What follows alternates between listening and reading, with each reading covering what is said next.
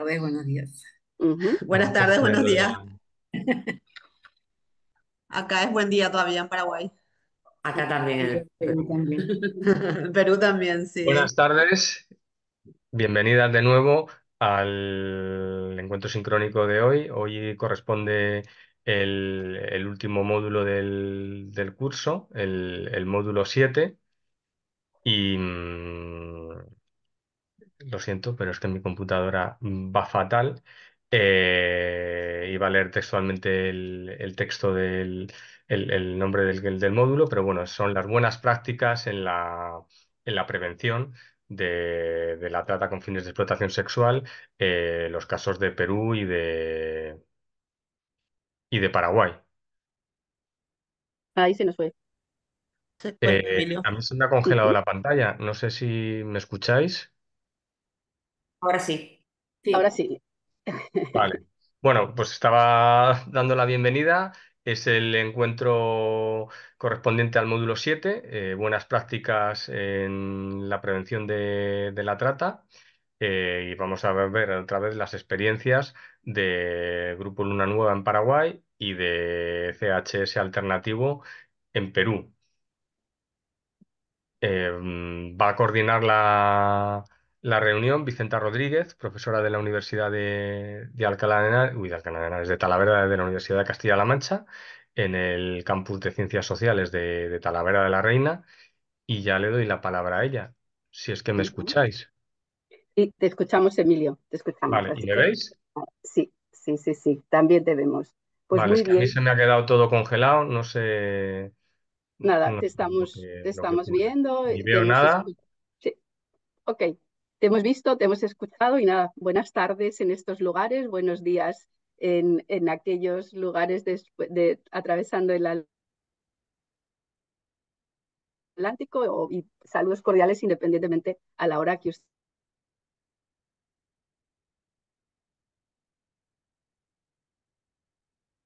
ustedes ya conocen, ya tienen conocimiento del tema que estamos. Pero también vemos los vínculos con las personas desaparecidas. Luego lo vamos a ver más detenidamente. Tenemos sede en Lima, tenemos oficinas regionales en Loreto, Cusco, Puno, Loreto, Cusco, Loreto y en Cusco, ¿vale? Y puntos focales en Puno, Madre de Dios y Arequipa. Y ahí en un costadito veis las líneas de trabajo que desarrollamos, que luego las voy a explicar más detenidamente. Lo primero de todo es la victimización. Voy a minimizar esto que yo no lo veo bien y se tapa. No, se ve muy bien, Sí, sí, pero se yo ve tenía aquí la fantástico. pestaña de todas las caras que estábamos viendo y me tapaba las cifras. Y creo que eso es Claro, por eso, efectivamente, se nos ve fenomenal. Gracias, perdona. ahí estáis viendo una línea de tiempo, desde 2014, que es donde yo empecé a coger información para preparar este PPT, hasta la data que tenemos a junio del 2025. Esa es la data del Ministerio Público. El Ministerio Público en el Perú tiene fiscalías especializadas en la investigación del delito de trata de personas. No están en todas las regiones del país, pero sí que ven casos de todas las regiones del país.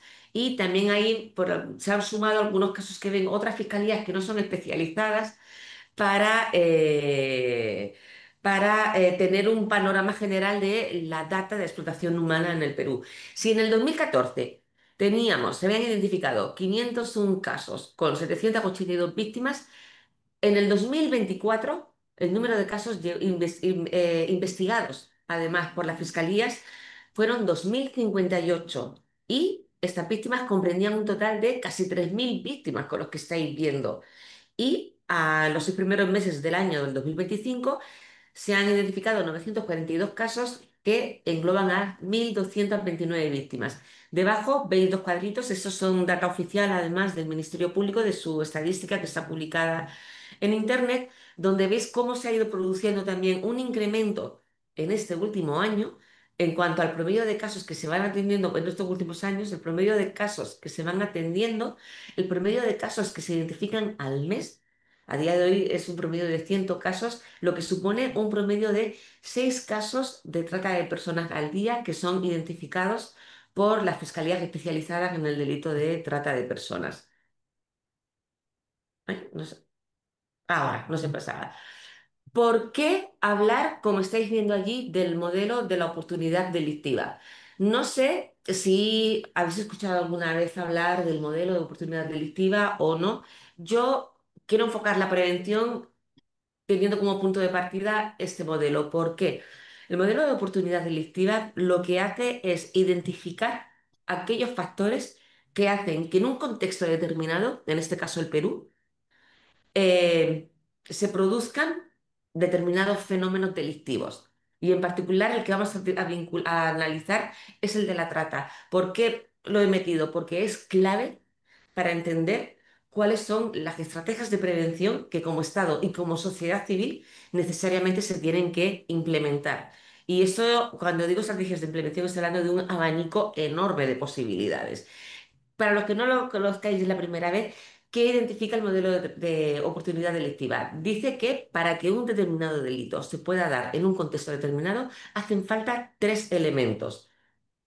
Primero, una vigilancia débil o ineficaz por parte del Estado, un agresor motivado y que haya una víctima disponible. Vamos a ir analizándolo uno a uno. Respecto a la víctima disponible.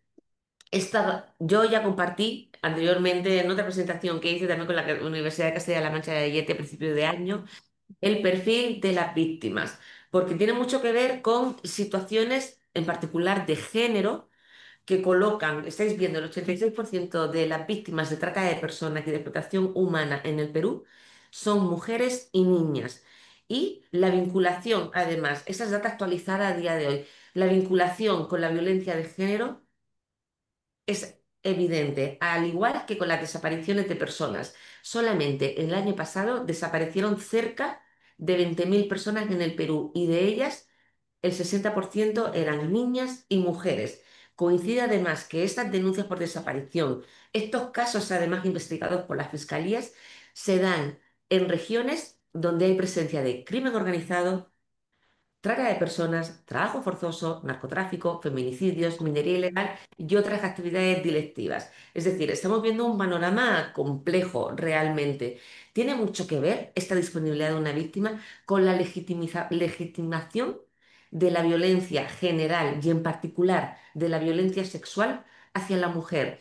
Según la última encuesta nacional de relaciones sociales que ha salido publicada los resultados hace un mes del 2024 en el Perú, casi el 76% de hombres y mujeres mayores de 18 años justifican o toleran algún tipo de violencia contra la mujer. Y en el caso de la violencia sexual, es cerca del 70% que es justificada por hombres mayores de 18 años. Es decir, en el Perú, 7 de cada 10 hombres justifican la violencia sexual contra la mujer. ¿Qué tiene que ver ese tema? Pues tiene que ver que si el 86% de las víctimas son mujeres y niñas, la principal finalidad de explotación es la explotación sexual. Y aquí tenemos un dato que es alarmante. La edad promedio de las víctimas está en el rango entre los 11 y 17 años de edad. Es decir, estamos hablando principalmente de que son explotadas niñas. Y bueno, aquí estáis viendo además lo que había dicho anteriormente, ¿no? Para no repetir, porque tampoco es muy poquito. También vemos que se dan situaciones de explotación laboral. La explotación laboral no está tan identificada o tan visibilizada como la explotación sexual, se puede ver además fácilmente, hay mayor generación, mayor cultura, sin que haya mucha, hay mayor cultura de denuncia, hay más información en ese sentido, pero de la explotación laboral no tanto. Nosotros, como CHS, hace un par de años hicimos una encuesta a nivel nacional de la mano con creo que fue con el IEP, que es un instituto peruano especializado en investigación social y los datos arrojaron primero una infradenuncia de situaciones de explotación laboral y la normalización, además de situaciones de explotación laboral y de trabajo forzoso. Uno de cada dos peruanos y peruanas no sabe lo que es el trabajo forzoso. Se estima que cerca de 3,5 millones de peruanos y de peruanas han vivido una experiencia de trabajo forzoso en el Perú. El 20% cree que es algo totalmente común. ¿Por qué? Porque cuando se les presentaban situaciones de trabajo, se les preguntaba qué era el trabajo forzoso o la explotación laboral, no sabían responderlo. Pero cuando tú les dabas los indicadores que existen a nivel mundial, ¿no? Desde liderados de la OIT, sobre lo que es el trabajo forzoso, la gran mayoría se reconocían en ese tipo de situaciones, reconocían haber vivido una situación de trabajo forzoso. Se ha totalmente normalizado. Además, en el Perú, que se ha identificado también un incremento de la explotación sexual de niños, niñas y adolescentes facilitada por entornos virtuales. Y estoy hablando de lo que antiguamente se llamaba pornografía infantil, hoy se llama material de contenido sexual de niños, niñas y adolescentes, el grooming, ¿no? El incremento sobre todo a partir de la época del COVID, donde se generalizó el uso de dispositivos, además, para conectarse, para tener relaciones con amigos, para estudiar incluso en el colegio. Eso hizo que se incrementaran también los casos de captación, de explotación sexual en entornos virtuales. Ahí tenéis una data que hemos hecho también, una investigación en el Perú, que nos dice además que al menos 800.000 niños, niñas y adolescentes recibieron y reciben además mensajes con contenido sexual y que más de medio millón se ha visto en persona con desconocidos que les han contactado además a través de las redes sociales. ¿Y qué más se ha evidenciado en cuanto a la disponibilidad de la víctima? El incremento de víctimas extranjeras, principalmente de Venezuela, de Colombia y de Ecuador. Aquí tenemos una data, es hasta el 2023 porque es la que tengo más actualizada. He intentado organizar la data del 2024, pero aún no la tengo muy clara. Pero para que veáis, si en el 2014 el 94% de las víctimas identificadas eran peruanas, en el 2023 el 51% eran peruanas y el 49% eran de una nacionalidad diferente. 27% eran de estas nacionalidades, Venezuela, Colombia y Ecuador. Y del 22% no es que no se sabía si eran peruanas o extranjeras, es que eran personas extranjeras, pero no se podía identificar su nacionalidad. Entonces es un incremento también alarmante que tiene mucho que ver también con las condiciones, además, en las que se produce la migración de estas personas hacia el Perú. Y tiene mucho que ver también con lo que hablaba al inicio de la presentación, creo, con la transnacionalización del delito. Si en el Perú la trata de personas era un delito eminentemente, un fenómeno eminentemente nacional, de casa, donde no existían algunas redes, sí, pero era principalmente de tipo familiar, entre comillas, de entornos cercanos. A día de hoy, la presencia del crimen organizado, estamos hablando de Tren de Aragua, con presencia desde los últimos 7, 8 años fuerte en el Perú, con los tiguerones, con la dinastía Larión, con diferentes además organizaciones de criminalidad organizada que no solamente operan en ese lado del mundo, en el Perú, sino que además actúan en red en Colombia, en Venezuela, en Ecuador, en Chile y en Perú principalmente. Como decía, el crimen organizado. Decíamos que otro elemento es que haya un agresor motivado. Nosotros, como podéis ver, hacemos muchísima generación de conocimiento, hacemos investigación. Nuestro director ejecutivo, Ricardo Valdés, junto con otras personas especializadas además en temas de criminalidad organizada, economía ilícita, de seguridad, y hicieron recientemente una investigación que la estáis viendo ahí, se llama Las economías criminales y su impacto en el Perú. Y como estáis viendo, esto es todo el dinero que se genera desde la práctica de las economías criminales en el Perú. ¿Cuáles son? La minería ilegal, el tráfico ilícito de drogas, el contrabando, la pesca ilegal y demás.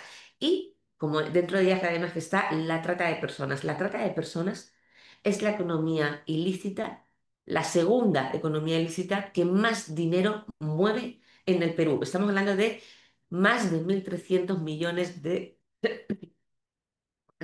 dólares en el país, como lo estáis viendo anualmente. Es decir, cada año los explotadores generan alrededor de 700 millones de actividades vinculadas a la explotación sexual y 600 vinculadas a la explotación laboral, ambas finalidades de la trata de personas. Ello significa que por cada víctima, el beneficio que tiene cada explotador o cada persona que participa además en la cadena de la explotación humana obtiene cerca de 30.000 soles de beneficio al año. Y eso contrasta con los ridículos 15 céntimos de sol al año, que estamos hablando de una cantidad ínfima. Para un ejemplo, 1 euro son aproximadamente 4 soles, pues son 0,15 céntimos de sol lo que el Estado interviene por persona para prevenir y perseguir el delito en el Perú. Entonces, la ganancia que puede obtener el agresor es enorme, además, y lo puede hacer además muy fácilmente, como lo vamos a ver en este tercer elemento, la vigilancia débil o ineficaz. Para mí, la vigilancia es un concepto que tiene que ver con dos sentidos que se entrecruzan además, dos caminos. Por un lado, se refiere tanto a la disminución de las posibilidades de victimización como al control de los contextos en los que esta victimización se puede dar. Pensar en el primer aspecto, que es en disminuir las posibilidades de victimización, para mí es pensar cómo desde el Estado reduzco las brechas y condiciones que permiten que una persona se pueda encontrar en una situación de vulnerabilidad en un contexto determinado. Y eso tiene mucho que ver con las condiciones estructurales. La pobreza no es el único, pero es un factor acelerador del fenómeno de la trata de personas y de la victimización de una persona frente a la explotación humana y la trata de personas.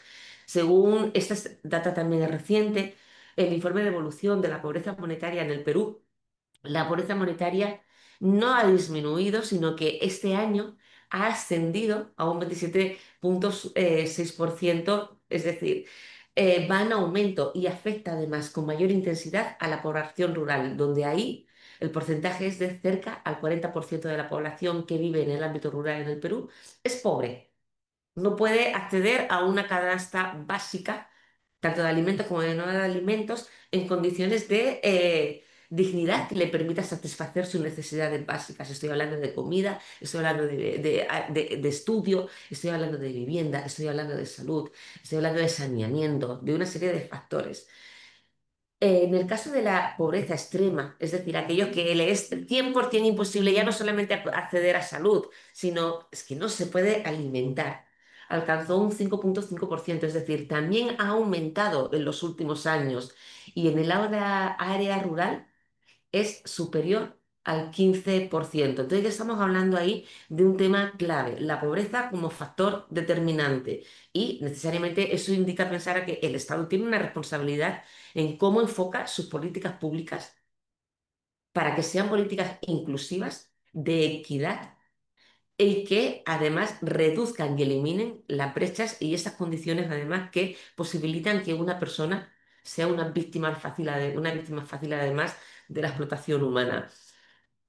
El otro sentido, el otro camino que estaba diciendo tiene que ver con este contexto, ¿no? Cómo, qué situaciones también se dan en ese contexto que posibilitan la comisión de determinados hechos delictivos. Y eso tiene mucho que ver con este informe, esta data reducida que os voy a dar del último informe de victimización en el Perú en el 2024. Por un lado, el 27% de la población mayor de 15 años en el Perú ha sido víctima en el último año de algún hecho delictivo. Es un tema de inseguridad ciudadana. Solamente un 16% realiza la denuncia. El 84 o sí, el 84% no la realiza porque la expresión que se dice además y que viene recogida en el informe es ¿para qué? Si no se va a hacer nada. Entonces hay también una especie de, por un lado hay inseguridad ciudadana, pero hay también una deslegitimización, además de las autoridades que tienen que perseguir, atender y darle respuesta además a esa denuncia y a ese delito que se ha producido no solamente en relación a la persona, sino como fenómeno delictivo en general. Y además, la percepción de victimización en el próximo año, que eso dice claramente la inseguridad ciudadana con la que se vive en el Perú, es del 86%. El 86% de las personas que viven en el Perú creen que van a ser víctimas o que pueden ser víctimas de un delito en los próximos 12 meses. Todos estos elementos. Ay, y otra cosa que me dejaba, que es clave también con este último punto. En el Perú existe lo que se llama la Política Nacional frente a la Trata de Personas, que son formas de explotación al 2030. fue aprobada en el 2021 se empezó a implementar en el 2022. El rector es el Ministerio del Interior, de quien depende además la Policía Nacional, quien tiene además áreas especializadas de investigación del delito de trata de personas. Pues el Ministerio del Interior, tanto los reportes que ha hecho de seguimiento a la implementación de la política nacional en el 2023 y en el 2024, reconoce la debilidad de la Policía Nacional para investigar y perseguir el delito. Por un lado, porque no es una unidad sistémica, no existen además áreas especializadas de Policía Nacional en trata de personas en todas las regiones del país, creo que solamente son en 6 también, lo cual no permite hacer intervenciones especializadas en todo el país. Pero es que algo que es muy grave es que la misma Policía Nacional dice, es que no contamos con presupuesto, no puedo hacer operativos. No puedo atender no tengo un espacio además adecuado en la comisaría de policía que me permita planificar, hacer, incluso recoger una denuncia, ¿no? Eso una gran debilidad, ¿no? No debilidad, es un gran obstáculo, además, para investigar y para perseguir el delito y para dar sensación, además, de seguridad. Y por otro lado, las acciones que se realizan por parte de los sectores del Estado en la prevención, como estáis viendo allí, van normalmente dirigidas a sensibilizar a la población en diferentes espacios sobre lo que es la trata de personas, sobre la que es la explotación laboral, que está bien y es necesario, pero solamente se circunscriben a ese aspecto, es sensibilizar a la población, con lo cual para mí todavía se sigue responsabilizando a la población de que si es víctima, no es por mí porque yo te he informado. Entonces, tiene que ir, esta sensibilización necesariamente tiene que ir acompañada, porque es primordial, con políticas que hagan frente y permitan reducir esas causas, esas condiciones que permitan que una persona pueda ser víctima del delito de trata de personas. Está muy bien que sea una campaña de sensibilización, pero no es suficiente. Otra vez, ahora. Y este cuadro que estáis viendo, ya me queda poquito para terminar, recoge todo lo que hablamos de, todo lo que acabo de hablar ahora. Y es lo que se le llama la sostenibilidad del delito.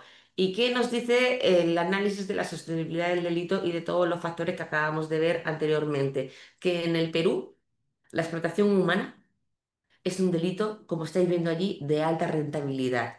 Esto se hace conjugando además todas las variables que estáis viendo. Se mide en función de la ecuación riesgo y costo. El riesgo que corren es mínimo. ¿Por qué? Para empezar, por la impunidad. Solamente hay un bajo porcentaje, además de condenas efectivas, en ese periodo que estáis viendo, los últimos 5 años. Solamente el 6,4% de los casos cuentan con una condena efectiva. El tema de la corrupción en el Perú, la percepción de la corrupción, como estáis viendo, se ha incrementado hasta el 66, hasta el 63%. Y en el ranking elaborado a nivel internacional por Transparencia Internacional, del ranking de 180 países, el Perú ocupa en percepción de la corrupción el número 127, y conforme más a la cola estás, peor estás además en corrupción. No es un buen elemento eso. Y tiene mucho que ver también con la tolerancia. Solamente el 16% y el 86% además percibe la inseguridad, ¿no?, del ciudadano del Perú, la victimización frente a un delito de manera frecuente o muy frecuente. No contamos con un presupuesto, hemos dicho que solamente el Estado destina un 0,15% por persona, lo cual se refleja además que el presupuesto contra la trata de personas en el Perú representa el 0,0020% del presupuesto general del Estado. La informalidad laboral tiene mucho que ver, ¿no? Porque hemos visto todas las condiciones estructurales, la necesidad que tienen también las personas de generar ingresos, posibilita también que en la búsqueda de esta generación de ingresos sean víctimas además del delito de trata de personas y que se normalicen además situaciones. En el Perú la informalidad laboral es del 70%, aumentándose a casi un 95% en el área rural, que es de donde vienen principalmente las víctimas de explotación humana y los factores de pobreza. Es decir, el riesgo que corren los agresores es mínimo en función a la ganancia que van a obtener. Frente a todo este panorama, nosotros como CHS lo que proponemos en prevención es una estrategia integral que además incluye lo que es la prevención primaria, lo que es la prevención secundaria y lo que es la prevención terciaria. Lo hacemos a través de diferentes enfoques. Aquí he puesto solamente algunos.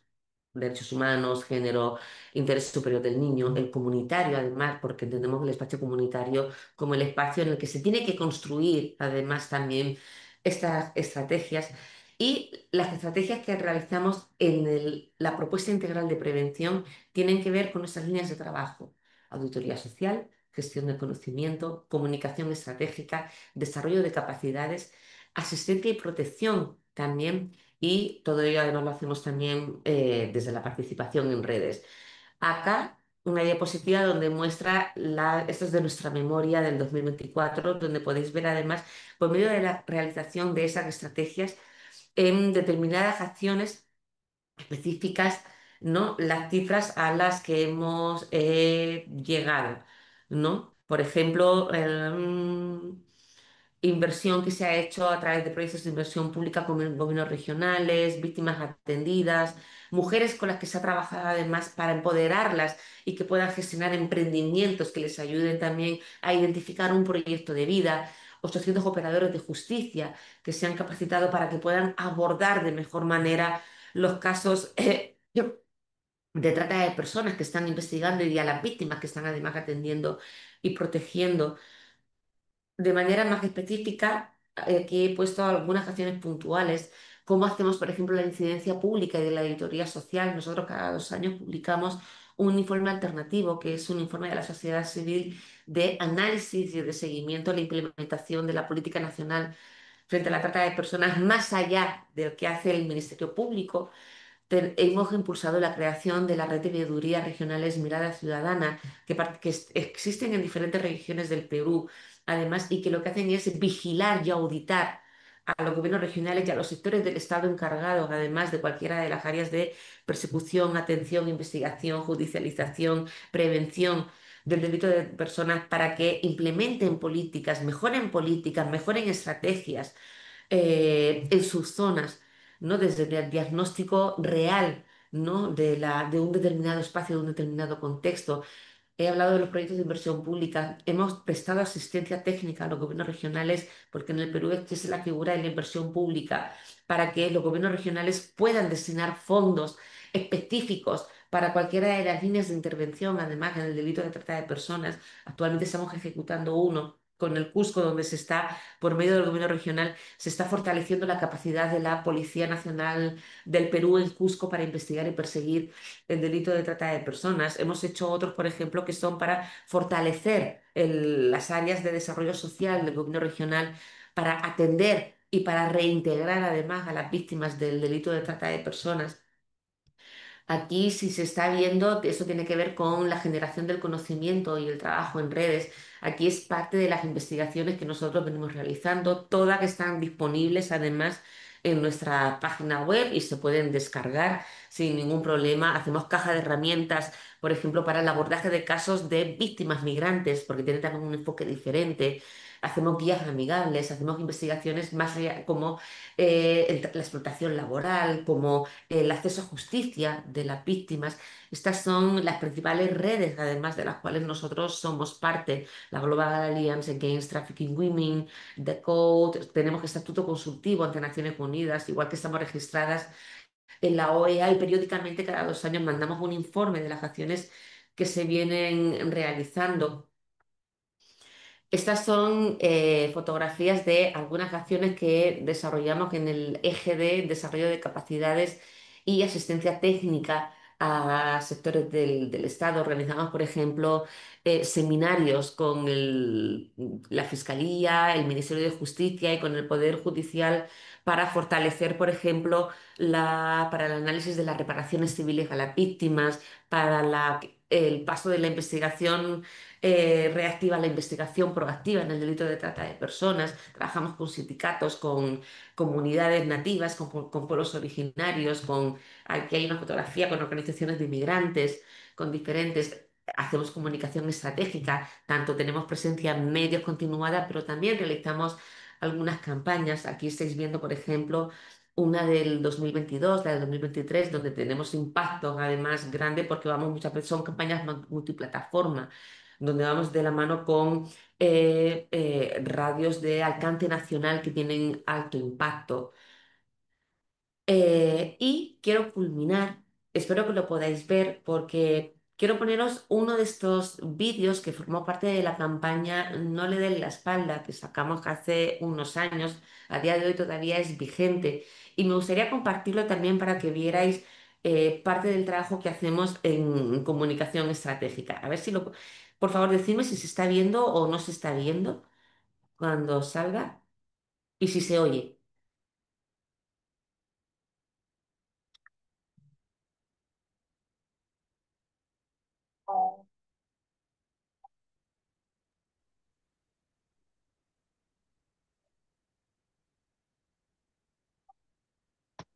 De momento Yo, no vemos, no se ve todavía, Herminia. ¿No se ve? no se Vale. escucha de fondo. Vale, espera, ¿se escucha? Pues espera, lo que voy a hacer es compartir pantalla también, ¿es esto claro? Claro. Quizás Como esta, quizás esta, comparto. Vale, que es que comenzaba como era PPT, pensaba que era porque ya salía. ¿Se ve ahora? a ver. Ahora sí. Vale, lo pongo desde el principio.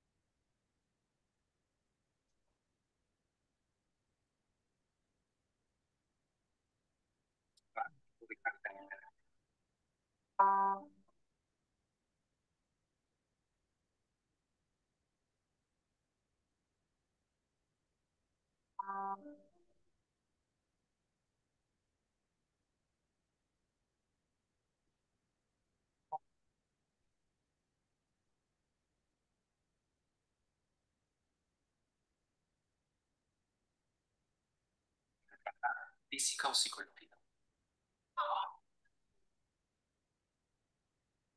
Son señales de un delito. El trabajo doméstico o de trata de personas es cárcel y puede estar pasando en tu casa. No le des la espalda. Si sospechas de una situación de trata de personas, denúnciala al 1818 opción.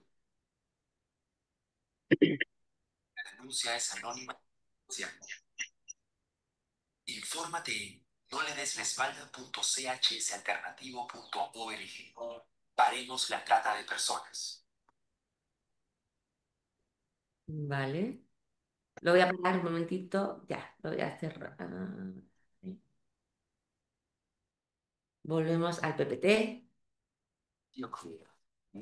Espera, que me estoy volviendo loca. Ya, Quita esta y vuelve a la anterior. ya, ahora, ¿se ve? Sí, ahora lo Vale. estamos viendo bien. Vale, ahí en medio hay una mariposa, pone Clic Seguro, es una aplicación que acabamos de que ha sido diseñada, co-creada además con adolescentes en Loreto. Es una aplicación además que se encuentra en Play Store, que lo que ayuda a identificar y prevenir además situación de captación y de explotación sexual de niños, niñas y adolescentes en entornos digitales a partir de un autodiagnóstico y te conecta además directamente con una línea de denuncia anónima, de orientación, ¿no? Para que puedas recibir información y que te puedan además ayudar justo para lanzar. Y bueno, aquí también hay... Y ya para finalizar, me oigo dos veces, he puesto el tema de atención a víctimas, que ya lo explicó mi compañera hace un par de semanas, ¿vale? porque también es importante mencionarla desde la prevención terciaria. Nosotros trabajamos con víctimas a la fecha desde que se creó el CAL, que es nuestro centro de acompañamiento legal y psicosocial. Se han atendido a 2.500 y tantas víctimas, han escrito más de 2.500 víctimas, y con ellas iniciamos todo un proceso desde que nos las deriva el Estado, porque siempre son derivadas por el Estado, Ministerio de la Mujer, Ministerio Público, Policía Nacional, Ministerio de Justicia. Y nosotros tenemos todo un protocolo, ¿no? Que estáis viendo, tiene diferentes fases, como estáis viendo ahí, la de atención, la de reintegración y la de seguimiento y cierre. ¿Por qué? Porque nuestro objetivo, además, con ellas, es trabajar a nivel eh, emocional, social, familiar, dirigido a a la que puedan primero reconocerse como víctimas, identificar un proyecto de vida y trabajar con ellas, marcar una estrategia para que puedan plasmar ese proyecto de vida, ¿no? Ya sea en estudios, ya sea en una beca para acceder a formación especializada, o ya sea para la generación de un negocio, ¿no? De un emprendimiento.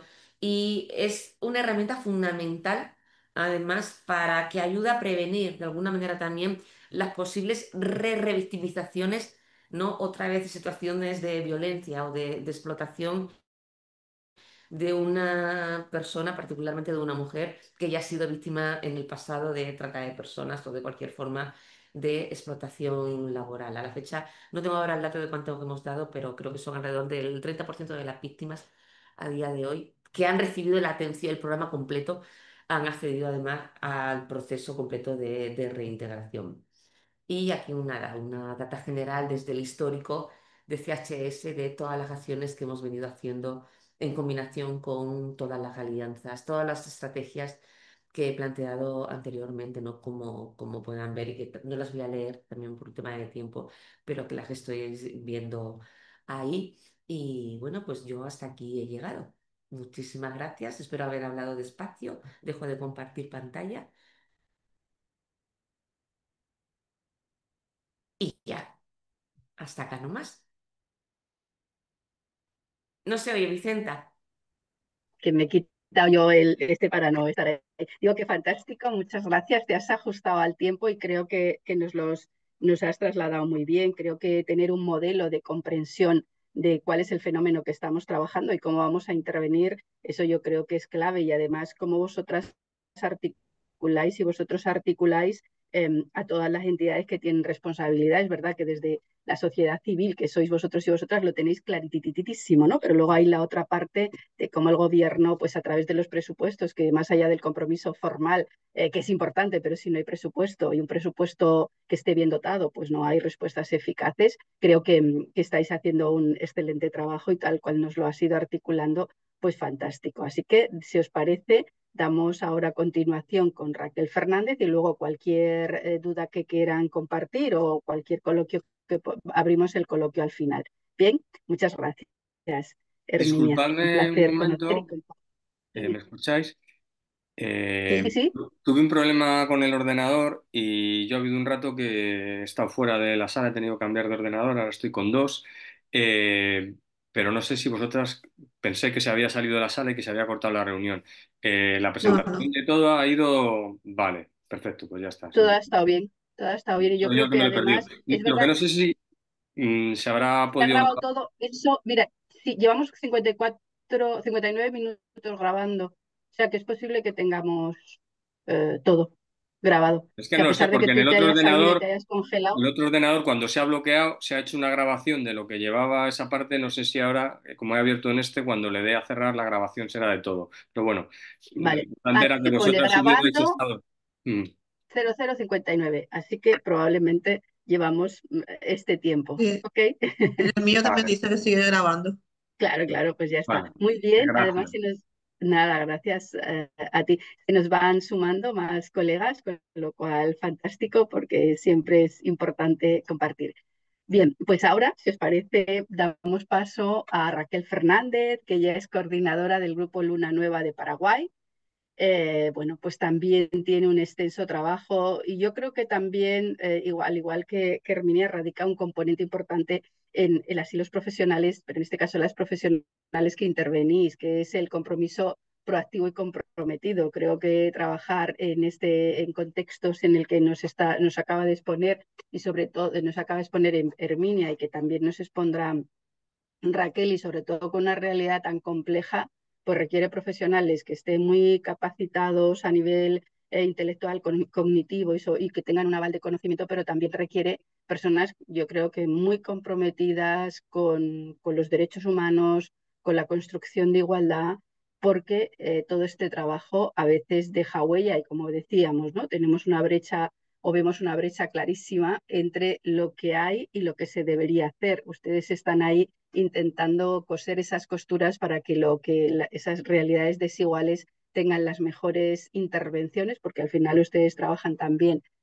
con las mujeres y con los hombres y con los niños y niñas para que puedan tener la mejor intervención, pero la responsabilidad última siempre está en las políticas públicas y los políticos y las políticas que toman las decisiones, y a partir de ahí ya en cascada se hacen. Aunque a veces también hay que hacer sombra, ¿no? A través de todos esos informes para confrontarlo. Bien, a raíz de esta experiencia y esta reflexión que les lanzo, presento al Grupo Luna Nueva y en este caso a su coordinadora, Raquel Fernández, y os cuento que el Grupo Luna Nueva viene desarrollando su trabajo acompañando a trabajadores sexuales adultas y niñas y adolescentes víctimas de la explotación laboral. La ONG se conformó a iniciativa de la Coordinadora de Mujeres del Paraguay para acompañar y contribuir al mejoramiento de la calidad de vida de mujeres trabajadoras sexuales adultas en el marco de una serie de amenazas de implementación de legislaciones abusivas de los derechos de estas mujeres.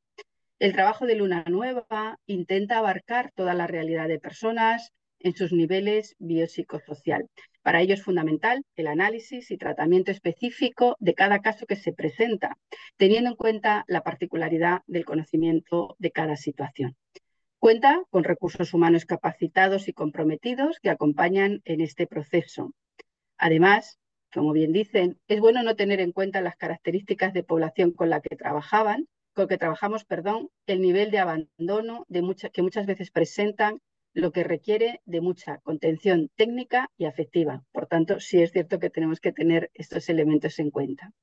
Si bien el fenómeno de la explotación no es exclusivo de una edad ni de una clase social, desde el Grupo Luna Nueva hablan en general de niñas adolescentes de sectores empobrecidos y marginados, muchas de ellas madres, pobres, que en su mayoría emigrantes, que proceden del campo, que han tenido acceso a muy pocas posibilidades de desarrollo personal y laboral. Es mucho y extenso el trabajo que están realizando. El nivel también de compromiso y de conocimiento de las profesionales es vasto. Y Raquel, será un placer aprender contigo y de lo que hacéis en el Grupo Luna Nueva. Bienvenida a este espacio y tienes la palabra. Gracias, Vicenta. Voy a compartir.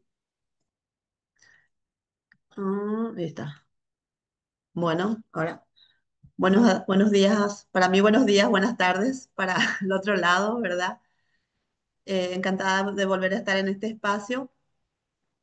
Y felicidades, Herminia, porque conozco el trabajo. Estuve en un tiempo, tuvimos en un encuentro en Perú, en Lima, y conocemos el trabajo de CHS Alternativo.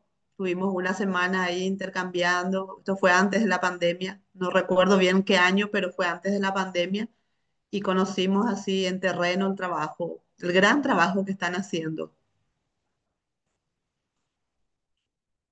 Bueno, voy a...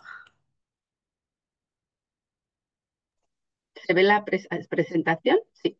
Sí, sí, Sí. voy a Ah, preparar. a darle desde vale, Sí. listo. Sí, Bueno, ya. el tema, ¿verdad?, que me pidieron era hablar un poco de las experiencias y buenas prácticas, así como lo dijo Vicenta, ¿verdad? Desde Luna Nueva empezamos a trabajar en el año 95, 1995 estamos ya casi cumpliendo 30 años, ya cumplimos, a veces ya perdemos los años que tenemos. Y cuando empezamos a trabajar, sí es cierto, comenzamos a acompañar a trabajadoras sexuales que estaban en calle una resolución que había salido desde la institución, que en este caso es la municipalidad, para los que están al otro lado, creo que le llaman alcaldía. Entonces queríamos, en ese momento, lo que pretendía la municipalidad es como crear una zona roja exclusiva donde iban a estar todas las trabajadoras sexuales, que no iban a estar todas esparcidas, vamos a decir, por el centro, porque como que daba mala imagen. Eh, y ahí comenzamos a acercarnos a las mujeres adultas, acompañarlas más que nada en todo el proceso de atención de salud, porque por ser trabajadoras sexuales como que no tenían facilidad de acceder al servicio de salud, que en ese momento no era gratis tampoco. Eh, Comenzamos a acompañarla y en el año 98 fue que Luna Nueva ya tenía todos los papeles en regla, ya tenía personería jurídica, ya existía legalmente, ya tenía un documento de identidad, hablando mal y pronto. Y desde el 95 hasta el 96 más o menos trabajamos exclusivamente con las mujeres adultas y después comenzamos a observar un gran número de adolescentes, mujeres en calle y en prostíbulos. Entonces ahí se comenzó a conversar qué se podía hacer con estas niñas. Y fue todo un programa de atención, ensayo-horror, vamos a decirlo así, ¿verdad? Porque no teníamos una línea, no teníamos idea de cómo trabajar con esta población. Se comenzó a batallar bastante, se golpeó varias puertas, nos fuimos a mirar la experiencia de la organización Renacer en Colombia y realmente ese fue como una escuela para Luna Nueva. Ahí hicimos el diplomado, el posgrado, la maestría y trajimos la idea de cómo trabajar con adolescentes víctimas de explotación sexual en ese momento. Eh, y ahí comenzamos a crear el programa de atención que tiene Luna Nueva y cuando continuamos con el trabajo de acercarnos a las mujeres adultas y ellas nos indicaban dónde había adolescentes, mujeres víctimas de explotación sexual. eh, la información que nos daba muchas veces, no crean que es por buen corazón que tenían las mujeres adultas, muchas veces, algunas sí, otras porque las mujeres, las adolescentes, las niñas eran competencia, eran materia prima de primera, entonces como la competencia en el mercado era así. Entonces, por eso muchas veces nos indicaban dónde había una adolescente como para que le quitemos del mercado. Bueno, y fue así como empezamos a trabajar y fue todo una lucha porque en Paraguay en ese momento todavía no teníamos una institución rectora del tema niñez, no teníamos ni siquiera una ley, no teníamos el código de niñez y adolescencia, no teníamos un marco legal que proteja a niñas, niños y adolescentes. Estaba contemplado en la Constitución Nacional, pero hasta ahí. Es más, todavía ni Paraguay sí, ya había ratificado la Convención de Derechos, pero hasta ahí llegamos, ¿verdad? Paraguay es muy lento en muchas cosas. Imagínense, comenzamos a trabajar en el año 95 y recién en el año 2001 Paraguay tuvo el marco normativo de niñez y adolescencia, que es el Código de Niñez. Pero recién en el 2003 tuvimos la primera institución, o sea, tuvimos en esa época Secretaría Nacional de Niñez y Adolescencia, que era la encargada, era el marco rector del tema infancia, que dependía directamente de la Presidencia de la República. Recién en el año 23, 22 o 23 creo, que, no, estoy mintiendo, fue antes. Eh, Creo que fue 2019, 18, 19, que recién se convierte esa secretaría en Ministerio de la Niñez y la Adolescencia. Todo muy lento. Y entre esos vacíos institucionales y marcos normativos, nos fuimos avanzando. Y, a ver, se colgó mi... No, no ven No, ustedes, ¿verdad? Está ahí, ahí está en está. la primera. Ven ahí, ¿verdad? Sí, está solo en la primera, Raquel. Solo vemos la primera. Ahora. ¿Ven el siguiente, la siguiente lámina? Sí, buenas Bueno, prácticas y hay un buenas árbol prácticas, de, sí. de diagrama. Ujú. Bueno, desde el 98 hasta el 2012, Luna Nueva tenía el primer programa de atención y desvinculación de la explotación sexual de niñas y adolescentes.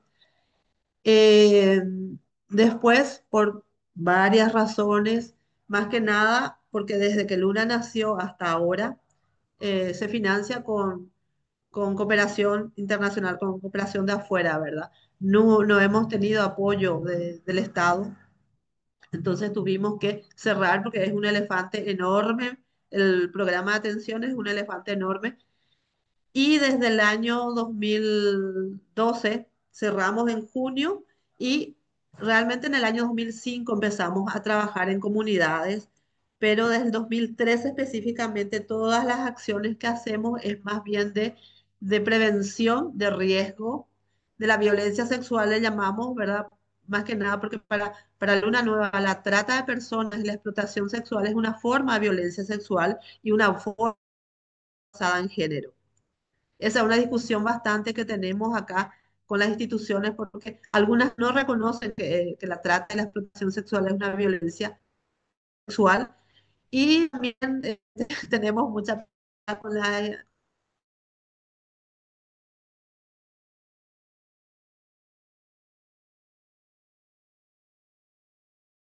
Raquel, yo no, es, no les... Ahora, bien. eh, eh, desde el 2003 estamos trabajando ya no. Raquel, yo creo que te vas y te vienes. ¿O soy yo? Herminia, ¿tú lo escuchas bien? Sí, vale. Raquel, se nos ha quedado colgado. No sé si voy a ponerle en el chat.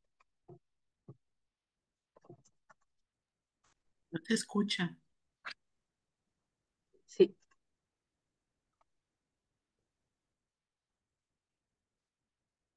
Raquel, ahora está silenciada. Ábrete el micrófono, Raquel, porfa. Hola, Ahora, ya, lista. Que te hemos perdido un momentito. sí, me fui un ratito. Espera, a Nada, ver. estabas justo indicando que es una violencia sexual y teníais Sí, sí, que... sí. Listo, ahí. ¿Están viendo ahí? Ahora no vemos. No, no se ve nada. Espera, No. ya. Sí, Vuelve espera, a espera. dar a compartir. Sí, sí, un ratito. No. Un ratito, un ratito.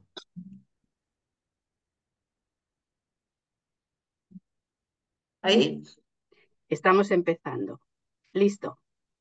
Sí. Ahora ya tienes que ir a la diapositiva. Nos Ya, habíamos ahí nos quedado. habíamos quedado, ¿verdad? Perfecto. Muchas gracias. Bueno, también tenemos, estas son las áreas que trabajamos donde podemos decir que tenemos buenas prácticas, ¿verdad? El tema de autonomía y empoderamiento económico de las mujeres en riesgo de la violencia sexual. Eh, Y acá tenemos varias mujeres víctimas de trata interna, que es la modalidad con la que más trabajamos. También tenemos trata víctimas con destino internacional, pero la mayoría de estas mujeres con las que trabajamos acá son víctimas de trata interna. Después, otra acción, otro eje de buenas prácticas que tenemos es el fortalecimiento a prestadores de servicios turísticos que desde el año 2007 estamos trabajando todo lo que tenga que ver con trata y explotación sexual en contexto de viajes y turismo. En ese marco también, acá abajo, estamos trabajando desde el año 2008, estamos trabajando con el fortalecimiento de instituciones educativas vinculadas al sector turístico. Un trabajo que siempre hicimos es el trabajo en red porque trabajar una problemática tan fuerte y tan grande como es el crimen de la trata de personas y la explotación sexual desde una ONG chiquita como es Luna Nueva, porque Luna Nueva no es una super ONG, es una ONG muy, muy chiquita, es muy difícil. Entonces, sí o sí necesitamos articularnos con instituciones del Estado y también con otras organizaciones de la sociedad civil. Otra de las acciones que también realizamos es el tema de generación de conocimiento, el fortalecimiento de las instituciones públicas y actores clave de la sociedad civil tiene mucho que ver con el trabajo en red. Bueno, vamos a ir viendo. Ah, y algo que se me quedó lo que decía Herminia. Nosotros en Paraguay recién desde el año 2008, más o menos, entre 7, 8, 9, comenzamos a tener en las instituciones del Estado, si bien ya este tema comenzó desde que se creó en el 2003 la Secretaría Nacional de Niñez y Adolescencia, el tema de explotación sexual comenzó a instalarse en las agendas de las instituciones públicas, pero no directamente como explotación sexual, porque Paraguay ahí tenía el convenio con la OIT y estaba vista como una de las peores formas de trabajo infantil. Entonces ahí comenzamos también a tener toda una discusión, porque la explotación sexual no puede verse como un trabajo infantil. O sea, comenzamos a hacer mucha incidencia de eso. En el año 2007-2008 comienza a instalarse en la Secretaría de la Niñez un espacio donde había una unidad, se llamaba así, unidad de atención a víctimas de explotación sexual y trata. Y yo siempre muy irónicamente le decía a las personas, porque era Secretaría de la Niñez y la persona que estaba al frente tenía un rango de ministro en esa época. Yo siempre le decía a ellos, realmente es una unidad porque era una sola persona para todos los 17 departamentos y en ese momento éramos 6 7 6 5 5 6 millones de habitantes en Paraguay y le decía, realmente es una unidad porque hay una sola persona. Después también se comenzó a instalar en la Fiscalía una unidad especializada de trata de personas, explotación sexual. Lo mismo en la policía, se instala también una unidad antitrata en su momento, se llamaba así, eh, con muchas, o sea, como que Paraguay comenzó a instalar dispositivos de atención, pero sin presupuesto. La Fiscalía, que dependía del Ministerio Público, tenía una unidad especializada muy comprometida, pero cero recursos, cero presupuesto. Lo mismo pasaba con la Policía Nacional tenía una unidad, comenzaron a abrir sucursales, vamos a decir, de, de esta unidad en zonas rojas como es la Ciudad del Este, que es el departamento de Alto Paraná, frontera con Brasil y Argentina, y es una zona roja de todo en ese lugar. Y ahí comenzó también, se instaló un dispositivo de la policía y otro de la fiscalía. Lo mismo en Encarnación, que es frontera con Argentina, se abrió otro y creo que en otro local, cinco unidades, en el departamento de Caguazú también. Y después, por falta de presupuesto, se fueron cerrando todos estos dispositivos. Solamente hasta ahora permanece el del departamento de Caguazú y lo mismo pasó también con la fiscalía.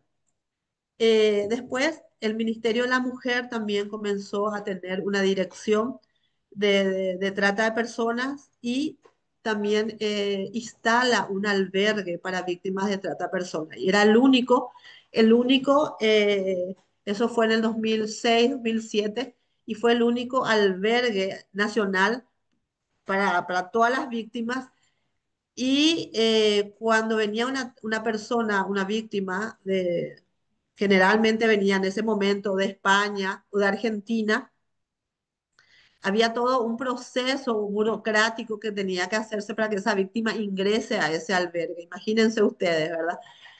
Eh, ese albergue tampoco tenía mucho presupuesto y era exclusivamente para mujeres. De repente había víctimas de trata de personas, de varones, y ellos no tenían un programa de atención que hasta ahora no tienen. cuando venían una víctima, cuando la víctima de trata era indígena, tampoco. eh, por, por la discriminación. O sea, muchos colectivos de víctimas quedaban fuera de este programa de atención.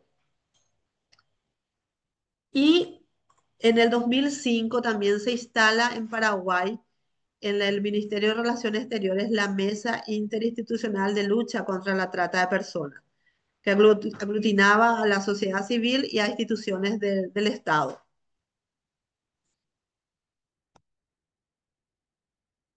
Vean el siguiente. No, No, no lo vemos, Raquel, se ha quedado ahí atascado. se colgó. Claro, quizás si lo haces sin maximizar, Sí, ¿verdad? sí, porque yo creo que así, Ahí. ahí. Ujú. Bueno, en esa área que les decía, ¿verdad? De fortalecimiento de las empresas vinculadas a viajes y turismo, eh, le llamamos para creación de entornos protectores, que ahí estamos en alianza con el Ministerio de la Niñez, con el Ministerio de la Niñez y la Secretaría Nacional de Turismo, que tiene rango de ministerio. Entonces, con estas dos instituciones trabajamos todo lo que tenga que ver. Y cuando comenzamos a trabajar de este tema, el acercarnos con las empresas privadas, nos costó muchísimo, y esto también tuvimos varias reuniones con CHS Alternativo en su momento, con las personas que trabajaban con el sector privado y con otras organizaciones. Eh, Teníamos derechos humanos, de víctimas, porque acá es otra la forma de trabajar con el sector empresarial. Al sector empresarial no le importa la víctima. Ellos lo que necesitan es ganar dinero. Entonces comenzamos a trabajar con ellos todo lo que es lo importante de tener una empresa que trabaje en un turismo responsable y sostenible. Y ese fue el acercamiento. Con ellos no comenzamos a explicarle todo lo que es todo lo que sufre la víctima porque no les interesa. Estoy segura que esto es acá en Paraguay y en cualquier otro lugar del mundo, porque la mirada empresarial es de otra manera, es más fría. Entonces comenzamos a trabajar. Paraguay tiene un departamento que es el departamento de Itapúa, que es el sector turístico. Paraguay no es tan turístico, o sea, no es lo turístico como son los otros países alrededor. Lo que sí tenemos ahora, hace unos años, es el turismo corporativo. Ahora que estamos en este tema, estamos entendiendo eso. El turismo corporativo es el turismo donde, como Paraguay es un país barato, económico, entonces es un país donde se realizan muchos congresos, seminarios, reuniones de trabajo. Entonces, se hace o en Asunción o en el departamento de Itapúa, son los lugares donde más se hace. Entonces comenzamos a trabajar con los prestadores de servicio, ¿verdad? Que ellos tienen que ir generando acciones como para que su negocio y su destino sea un destino responsable y sostenible que dure siempre, que no sea solamente, por ejemplo, cuando se hace el seminario o el congreso, el foro internacional de geriatras, pues estoy diciendo cualquier cosa, ¿verdad? Sino que haya siempre este, eh, que el departamento de Itapúa esté siempre en foco como un lugar turístico. Por ejemplo, la semana pasada se realizó acá, y justo fue en ese departamento, el Rally Internacional. Entonces, vinieron, pero millones de personas en ese chiquito departamento, porque tampoco es muy grande. Y se trabajó bastante, hubo muy buenas acciones desde el año pasado.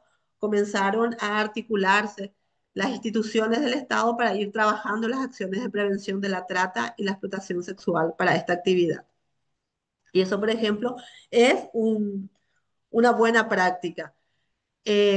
Acá comenzamos a trabajar desde el 2005 perdón, desde el 2015 comenzamos a trabajar, hace 10 años, con las instituciones del Estado de ese departamento. No fue fácil, pero se fue instalando el tema.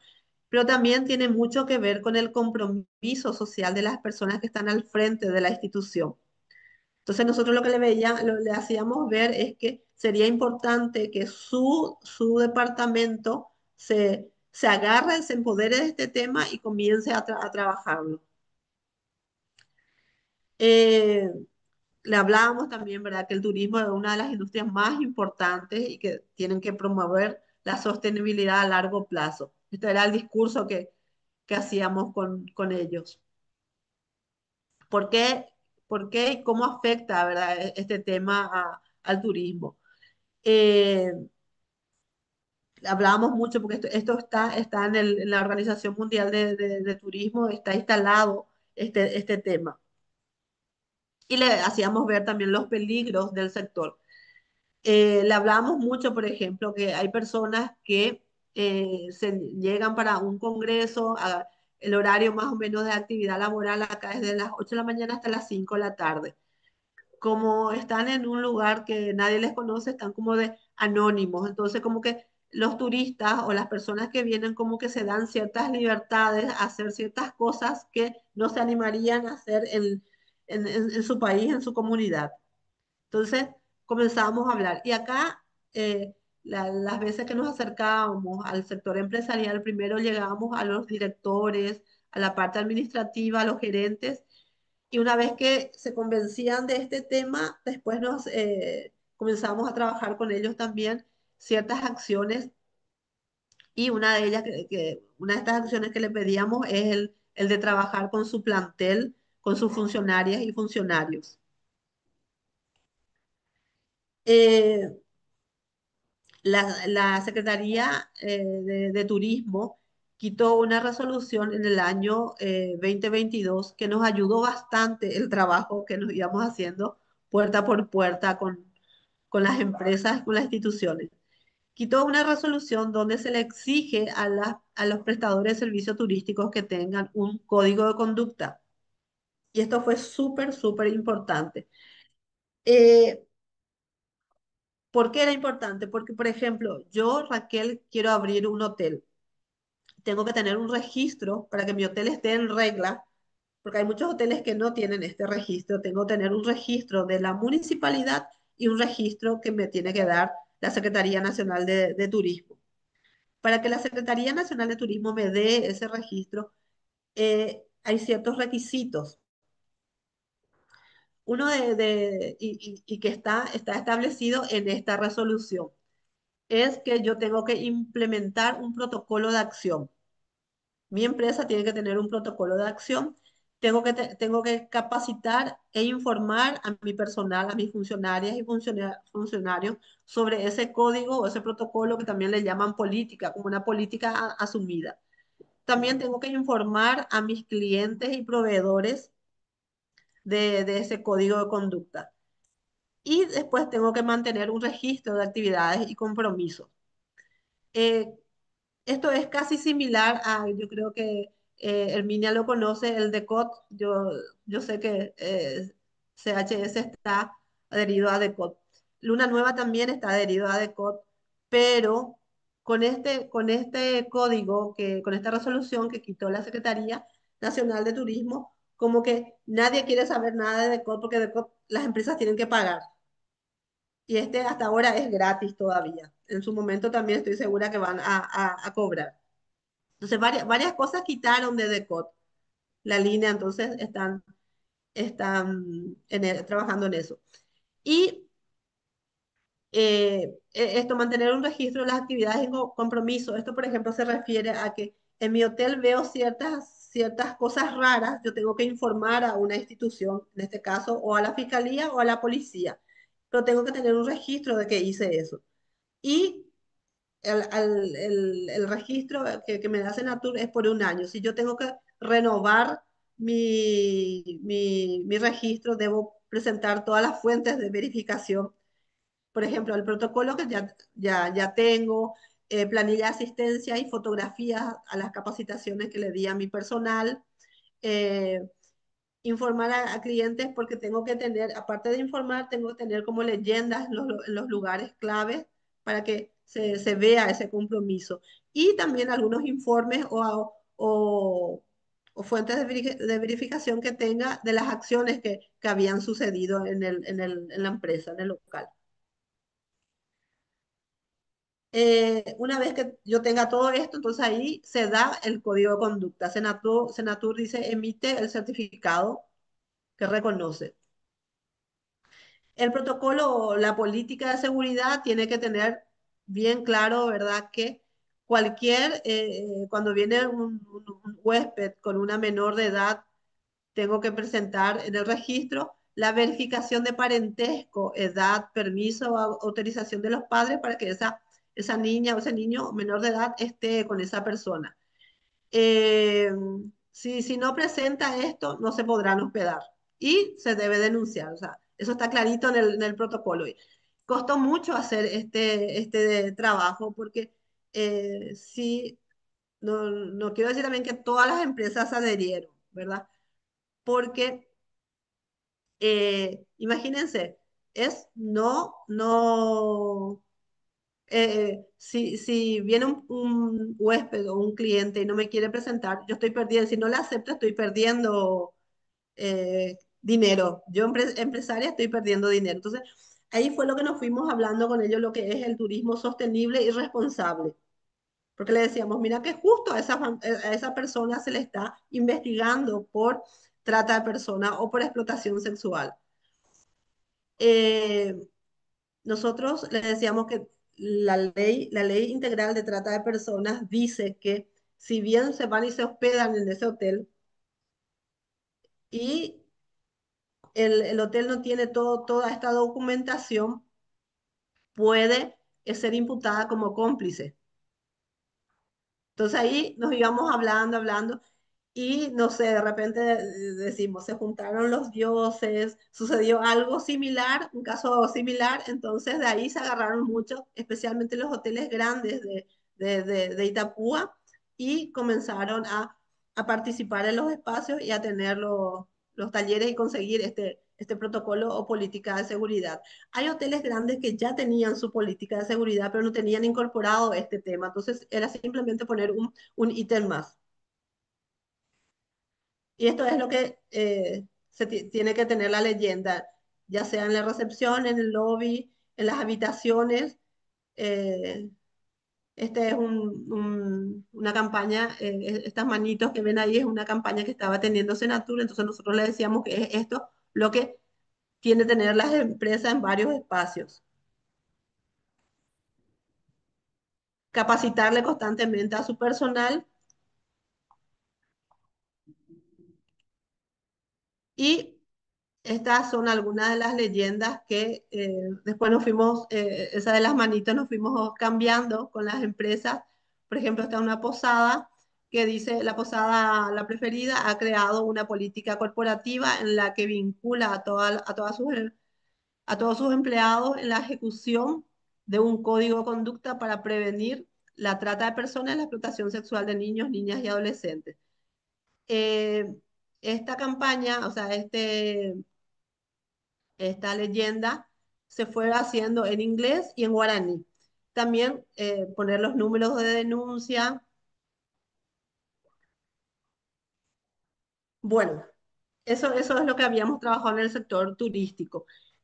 Lo otro, esto no voy a hablar mucho porque creo que ya hablamos en el módulo anterior, ¿verdad? Sobre el programa de atención que hace Luna Nueva actualmente, más que nada es el de intervención social comunitaria. Entonces, esto voy a pasar un poquitito porque si no se me va a ir la... Estas son las mujeres con las que trabajamos. Creo que por acá en algún lugar está Vicenta en algún momento, cuando ella nos visitó. Algo que hacemos cuando trabajamos con las mujeres, siempre tenemos una persona, en este caso es una parvularia, que se queda con las niñas, con los niños, con las hijas y con los hijos de estas mujeres, porque si no es difícil trabajar con ellas. Ellas no participan 100% en las actividades si es que si es que están con sus hijas. Esta foto que ven acá fue en enero. En enero es como el agosto de España, no, todas las instituciones están como de vacaciones y la comunidad como que queda soltada, suelta. Entonces hicimos una actividad que le llamamos eh, encuentro de verano y era simpático porque era más que nada para trabajar con niñas, con niños, pero tuvimos más que nada adolescentes, entre 14 18 años los primeros días. Esto fue todo el mes de enero y mediados de febrero. Pero después también ya comenzaron a venir las mamás.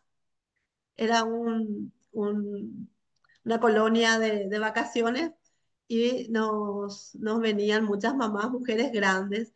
Tenemos una mujer, bueno, no una mujer, varias mujeres grandes, pero grandes de edad 50 60 años, que fueron en su momento víctimas de explotación sexual, víctimas de trata interna. Y en los espacios que vamos trabajando, ellas van reconociendo y dicen, ah, eso era lo que me pasó a mí cuando yo tenía 15 años. Había sido yo, era víctima. Imagínense, había sido mi mamá, me vendió. Y es muy fuerte escuchar eso. Imagínense una mujer de 40 años que reconozca en ese momento y sin querer ella replica lo que ella vivió, replica con su hija. Estos son los espacios que se trabajan. Acá están las niñas. Este ya es el empoderamiento, está haciendo una feria de ropas. Acá le entregamos simbólicamente, o sea, Capital Semilla, este es un cheque muy simbólico que hicimos a un grupo de mujeres. También trabajamos en una comunidad en el departamento de Caguazú, ahí también trabajamos empoderamiento, eh, desarrollo personal, no tan integral como trabajamos en la comunidad. La comunidad donde trabajamos son los bañados, que son barrios en Asunción, barrios que están en la periferia del río Paraguay, que es el río principal que tenemos, y están instaladas ahí, son terrenos fiscales porque no tienen documentos, y cuando el río crece, se inunda, y se inundan, y ellos se trasladan, y ahí hay todo un proceso de discriminación, de violencia sexual y de explotación sexual. Otra de las acciones que hacemos es el de fortalecimiento de las instituciones públicas. Eh, Cuando comenzaron a instalarse estos dispositivos que les dije hace rato, en la Fiscalía, en la Policía, en el Ministerio de la Niñez, en esa época era todavía Secretaría de la Niñez, eh, como que excepto la Fiscalía, que la Fiscalía sí, desde el vamos, sabía bien qué hacer y cómo hacer, pero las otras instituciones como que estaban así un poco perdiditas, ¿verdad? Entonces, desde Luna Nueva comenzamos a trabajar con ellas, a capacitarlas, a capacitarlas a las instituciones. No es fácil, no crean que nos vamos y le decimos, buen día, somos Luna Nueva, queremos ver, de capacitarles, no, porque son instituciones públicas y tienen la palabra mayor, y Luna Nueva como que se cree Luna Nueva para venir acá a capacitarnos. O sea, no es fácil, pero es un trabajo de hormiga que vamos haciendo. Eh, en este tema de fortalecimiento, tenemos una ley, para que sepan, tenemos una ley integral de trata de personas, que es una ley súper linda, es una ley que contempla todo, todo, todo. eh, Todo lo que es la atención inmediata y la atención mediata a la víctima. Eh, Todas las formas de explotación y trata que se puede dar, ahí incluye la pornografía, incluye la captación en línea, que está muy en auge desde antes de la pandemia, pero se acrecentó en la pandemia y quedó instalada, ¿verdad? La captación a través ¿cómo es? Virtual. Y en la ley hay una parte, hay un artículo donde refiere la creación y funcionamiento de la comisión departamental y municipal. Departamental que sería para España el ayuntamiento y municipal que sería la alcaldía. Eh, la ley de trata está, que todas las acciones de lo que es trata lo coordina el Ministerio de Relaciones Exteriores con la Mesa Interinstitucional de Trata de Personas. Y debajo de esa mesa está la comisión departamental y la comisión municipal. Entonces, nos agarramos de esto y nos fuimos al departamento de Caguazú, que es el departamento donde la mayoría de las víctimas de trata con destino internacional son de ese departamento. Em, en España, por ejemplo, creo que Paraguay está en el tercer lugar ahora de víctimas de trata de personas. Y de las víctimas con las que se relacionan allá en España, casi el 60% son de este departamento de Caguazú. Entonces, agarrándonos de lo que dice la ley, le apoyamos a la gobernación en la instalación de la comisión departamental y también a dos distritos, a dos municipios, que es la de Juan Eulogio Estigarribia y la de repatriación. Eh, no nos vamos tampoco hacia al azar, nos vamos porque por necesidades concretas y por diagnósticos. Eh, Desde España, que trabajamos con la Yeti, trabajamos también con una organización que se llama ADEX, que es Asociación de Derechos Humanos de Extremadura, y con APRAN, que está en Madrid. Y está, especialmente APRAN y ADEX tienen mucho contacto con víctimas, y la mayoría de las víctimas paraguayas son de este departamento. Le ayudamos, o sea, le apoyamos al Ministerio de la Niñez y al Ministerio de la Mujer en que tengan un manual de procedimientos metodológicos, un manual interno para su centro, para su albergue, cómo trabajar con las víctimas. Eh, yo les había dicho que el Ministerio de la Mujer era la única institución que tenía un albergue para víctimas de trata. Y realmente el Estado paraguayo nunca se vio obligado, era nuestra lectura desde Luna Nueva, a tener un espacio de atención para víctimas menores de edad, porque estaba Luna Nueva con su programa y con su albergue. En el 2012 cerramos ese albergue porque ya era muy difícil sostener, y también toda la crisis a nivel internacional, que comenzaron a cortar los recursos. Y nosotros le ofrecimos al Estado todo el programa Luna Nueva con la infraestructura Luna Nueva. Costó muchísimo, eso fue 2012, costó muchísimo. Y en el 2015, en esa época era todavía Secretaría de la Niñez, abre su primer albergue para víctimas de trata y explotación sexual, menores de edad, exclusivamente para mujeres, para niñas y adolescentes mujeres. Hasta ahora no tenemos un dispositivo, o sea, no hay un centro de atención para víctimas varones. Imagínense lo mal que estamos. Eso fue en el 2015. Y en el 2021-22 comenzamos a trabajar con ellos para que tengan un manual de procedimiento de acuerdo a la experiencia que tenemos en el tema de atención. Eh, no sabemos, no sabemos. Bueno, del Ministerio de la Niñez se está utilizando. Este manual se está utilizando. El del Ministerio de la Mujer no sabemos si se está utilizando, pero el del Ministerio de la Niñez, perdón, sí están implementando. Raquel, disculpa, en 5 minutos si puedes ir ajustándote. Ah, bueno, bueno, dale, perfecto. Bueno, otro apoyo que hemos hecho también al Estado es el Ministerio de la Niñez tiene una dirección de respuesta inmediata, DRI, que es un dispositivo que está en calle cuando hay un chico en calle.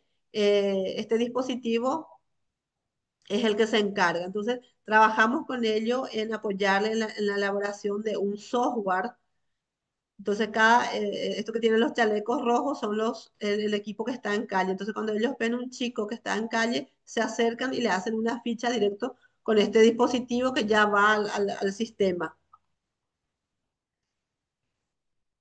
También le ayudamos, le apoyamos a que tengan un programa de capacitación para que trabajen con las municipalidades el tema de infancia.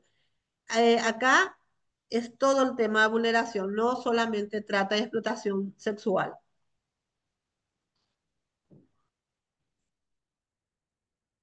Esto terminamos en agosto, se estaba dando una capacitación de acuerdo a ese manual, o sea, sobre ese manual, al equipo de educadoras del Ministerio de la Niñez que trabajan en el albergue.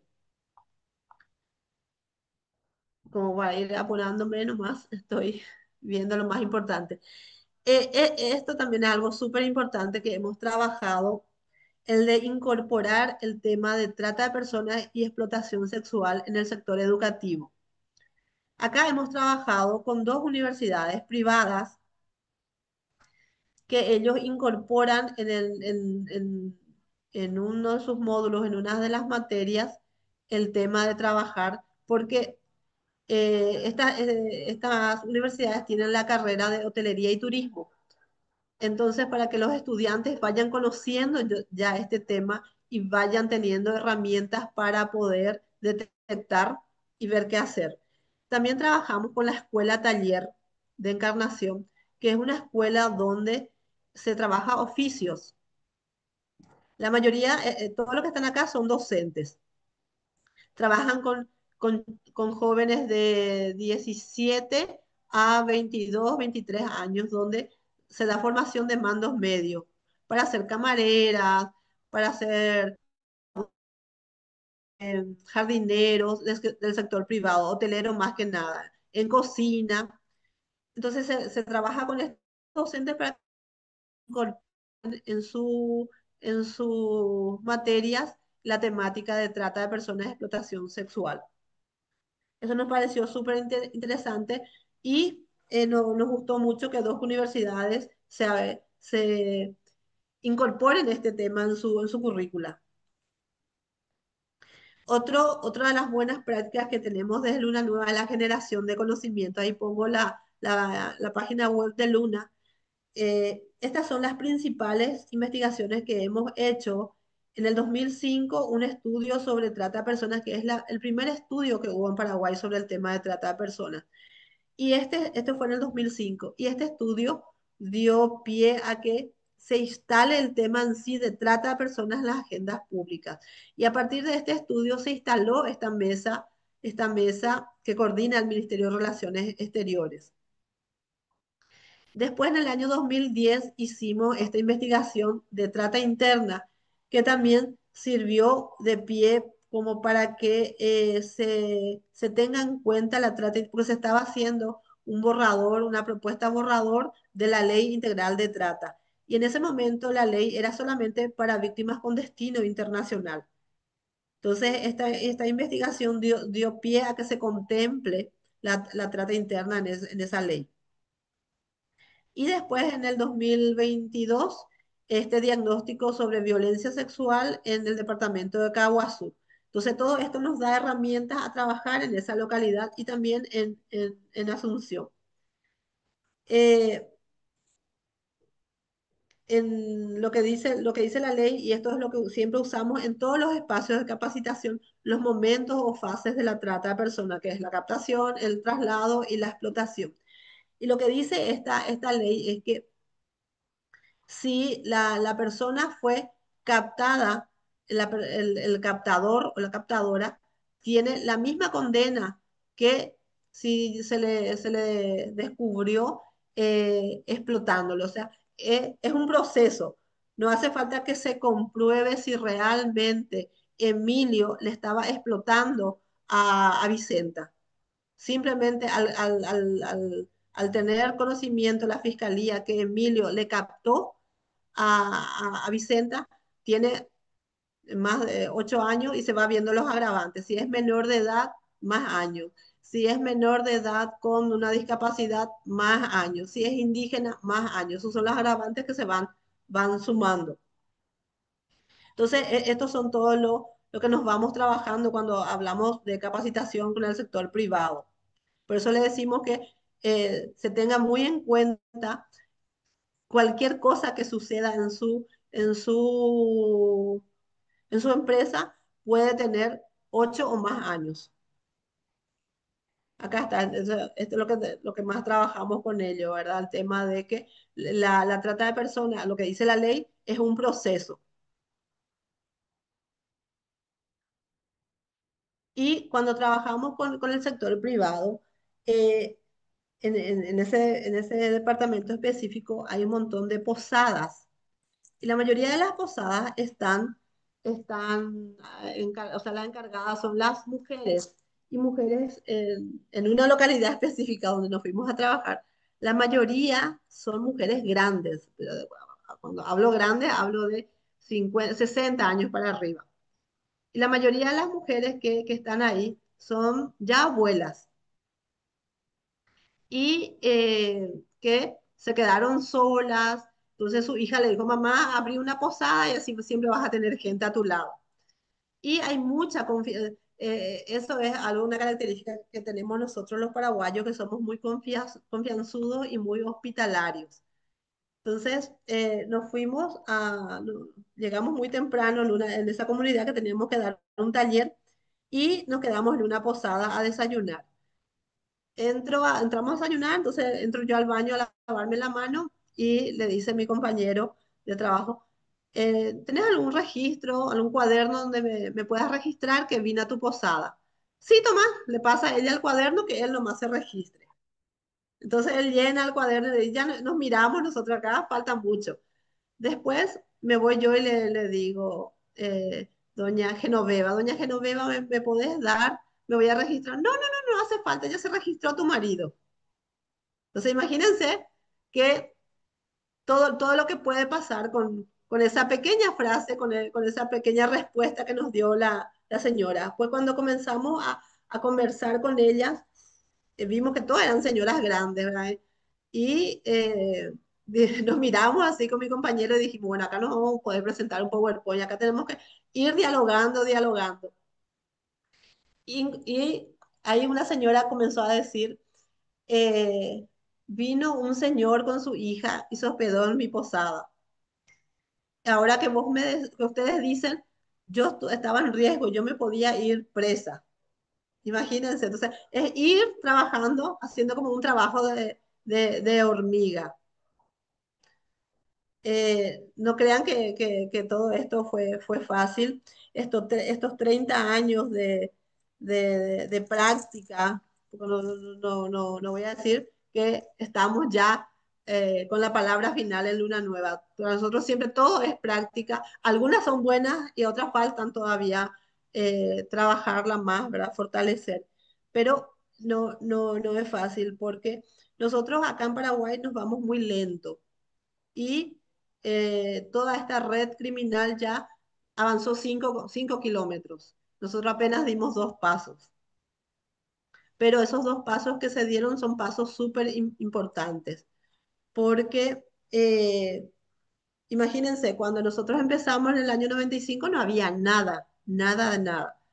Y ahora y ahora estamos festejando porque la ley dice que tiene que haber una secretaría directiva que es la que debe coordinar todas las acciones, es la encargada de implementar la política de trata de personas, el programa nacional y hay un fondo también nacional, dice la ley, ¿verdad? El fondo no, en su momento el fondo se le dio al Ministerio de la Mujer, pero no se sabía utilizar y se fue disminuyendo el monto.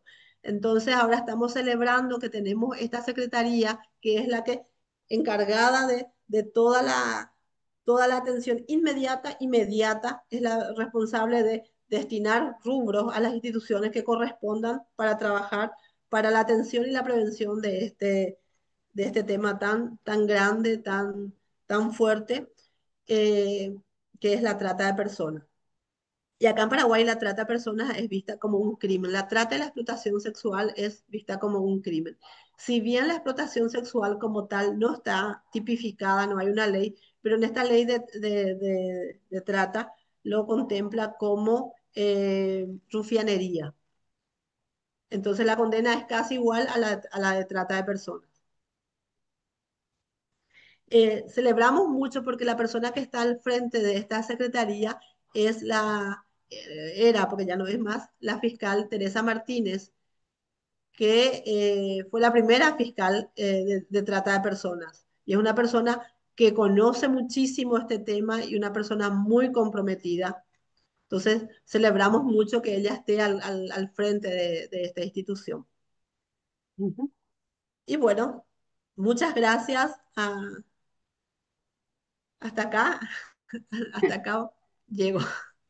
Muy bien, muchas gracias Raquel. Claro, condensar 30 años de experiencia, de vivencia, de compromiso y de interpelación social, política, gubernamental y en el día a día de vuestras prácticas, pues claro, resulta complejo ajustarlo a tan poquitos minutos, ¿no? Pero bueno, yo creo que a través de tu experiencia, mil gracias, pues nos has acercado a la realidad de Paraguay, ¿no?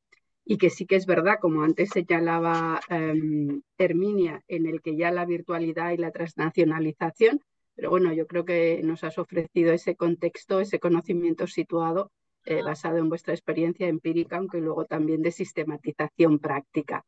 Así que mil gracias. No sé si las colegas que nos acompañan tienen alguna observación. Ana Lucía, en un momento preguntaste y dijiste, eso no existe en Perú, ¿cierto? Me parece que eran los códigos. Ana Lucía, no sé si estás ahí, si quieres, si te ha quedado clara la consulta. Sí. Hola, sí. Hola, El tema de los hoteles con el eso sector es. turismo, el trabajo y eso. Muy bien, pues si quieres, Herminia. Sí que existe. No son tantos como quisiéramos, pero sí que existe. Nosotros, The Code se llama. Nosotros somos representantes canadienses en el Perú. Y de hecho nosotros lo trabajamos en regiones específicas. Ya llevamos años trabajando en Iquitos, en la región Loreto, pero particularmente en Iquitos, que es un lugar tremendamente turístico con alta incidencia, además de casos de ESNA. Y ya son varios los hoteles además que se han adherido a The Cove. Siempre estamos hablando de hoteles formales y porque sabemos también que en el Perú la informalidad muchas veces opera, ¿no? Y es muy difícil de identificar. Entonces, con estos hoteles no, que son los que son además el lugar propicio, ¿no? Facilitador también de esta forma de explotación, aunque grandes cadenas también se han visto en el Perú involucradas en investigaciones por ESNA, particularmente en Loreto. En Cusco también se ha trabajado algo, en Lima también se ha trabajado de Code y queda por hacer, sí, pero ya hay todo un camino y una trayectoria implementada. Ujú. Muchas Sí, gracias. pero hay No que, sé si... Sí, una dime. cosa que quiero agregar a lo que dice Herminia. Decote es súper lindo, súper interesante. Y yo no sé cómo es en Perú, pero acá cuando comenzamos a trabajar de COT, como que Senatur veía como competencia. Nos costó muchísimo implementar. Nos acercamos a las cadenas de hoteles grandes y realmente no, nos costó bastante. Un hotel súper también de alta gama que está al frente de dos mujeres feministas que se comprometieron con el tema. O sea, ellas sí agarraron Decot. Y si uno entra a la página de Decot o uno busca un hotel certificado, va a encontrar uno solo en Paraguay. Por ejemplo, si yo me voy a Perú, puedo poner hoteles certificados por DECOT, que son los hoteles que realmente tienen ese compromiso de no explotación, de no trata de personas. O sea, te sale una lista de hoteles. Acá en Paraguay vas a encontrar uno solo, pero ahora, o sea, están en un año que trabajamos en Itapúa, 32 hoteles se certificaron con el código de la Secretaría de Turismo, porque es gratis. Pero DECO tiene, pero tampoco es muy caro, tampoco es un presupuesto alto. Tiene que ver con el presupuesto que maneje la empresa, pero no, por ejemplo, este hotel de alta gama que les digo era, no sé, 60 euros anual, nada. imagínense. Claro. No es el dinero, es el compromiso, la adhesión Exacto, a determinados postulados epistémicos, éticos y políticos. O sea, que es ahí donde está sí. el kit. No sé si algunas de de las participantes que estáis en cualquier lugar del espacio queréis añadir alguna cuestión. Porque Ana Lucía, ¿tú estás en Perú? Sí, yo estoy en una zona de la Amazonía peruana que se llama la región San Martín Ujú. y lo único que ha hecho todo este curso es frustrarme bastante. Es bien triste la Ana realidad, la Lucía, situación. Ana Lucía, te cuento que es que justo la semana que viene, no, la siguiente, lo que pasa es que es cerrado porque es para instancias específicas, pero se va a celebrar el encuentro macrorregional oriental y norte en Tarapoto. Además, sobre trata de personas, organizado por el Gobierno Regional de Tarapoto y el Miniter. Nosotros vamos a estar, además, ahí con una exposición y con algunos temas también.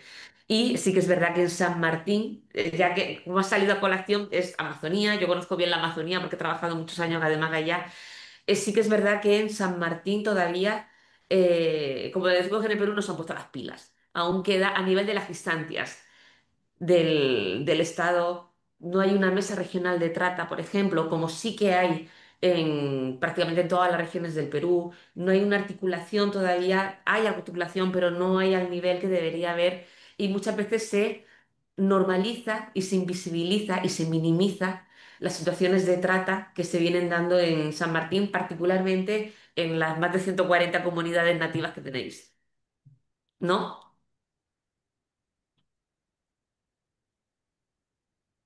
Sí, correcto. Quiero saber si existe forma de participar como sociedad civil organizada en eso. Mira, pasa, si quieres, comparte por el chat, pasa o te doy mi correo o pasas por el chat tu teléfono, porque yo sé que es limitado, además porque es para Estado y algunas organizaciones de sociedad civil, ¿vale? Que vienen trabajando el tema, pero no sé, siempre se podía ver la posibilidad, ¿no? De que por lo menos escuchar, ver. Ujú. Ana Pero no, no Lucía, está bueno, organizado.